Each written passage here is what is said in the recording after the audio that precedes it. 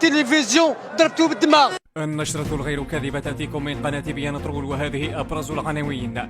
توتر العلاقة بين الصحافة السويدية والناخب السويدي جمال بلماضي يجعل الاتحادية الوطنية لكرة الندم تعين فريد العالمية مكلفا بالإعلام للرد على أسئلة الصحفيين، وهذا الأخير يدلي بتصريح جعل أحد الصحفيين يصاب بالتواء في العصبة اليسرى للمخيخ.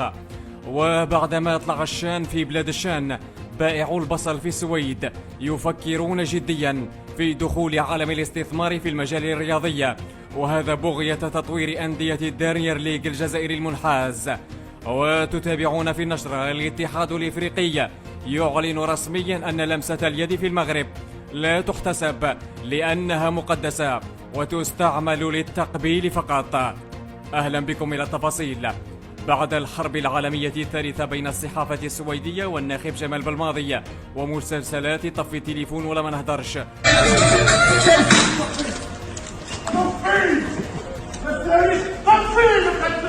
قررت الاتحادية التي لم تتحد يوما مع أحد تعيين فريد العالمية للرد على أسئلة الصحفيين مستقبلا.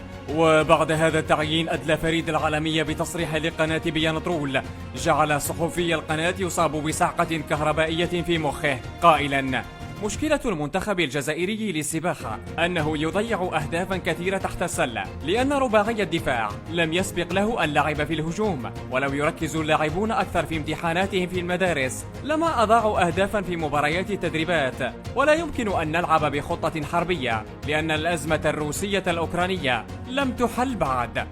وبعدما ولى البصل عسل في بلاد السويد، بائعوه يتوجهون لعالم الاستثمار في عالم كرة القدم السويدية والعالمية، وهذا في مقال نشرته صحيفة مخلصوش تريسيتي والغازيتا الإيطالية، معتبرة ذلك بوادرا لنهضة رياضية تلوح في أفق الديرنير ليج السويدي المنحاز، إذ يفكر العديد من تجار البصل شراء أغلب أسهم أندية العالمية من السويد، وهذا بغية نشر المزيد من الروائح العافنة في المحيط الرياضي. إلى خبر آخر، قرر الاتحاد الإفريقي المختطف ترسيم قانون جديد في كرة الندم، مفاده أن لمسة اليد لا تحتسب على الأراضي البنغلاديشية، وهذا لأنها لا تستعمل إلا للتقبيل. وأما الجماهير السويدية ما عليها سوى أن تصبر مستقبلا وتستعمل سلاح الهدف الساحق الماحق المتلاحق حتى ينوب ربي مرة أخرى. نهاية الموجز، في أمان الله.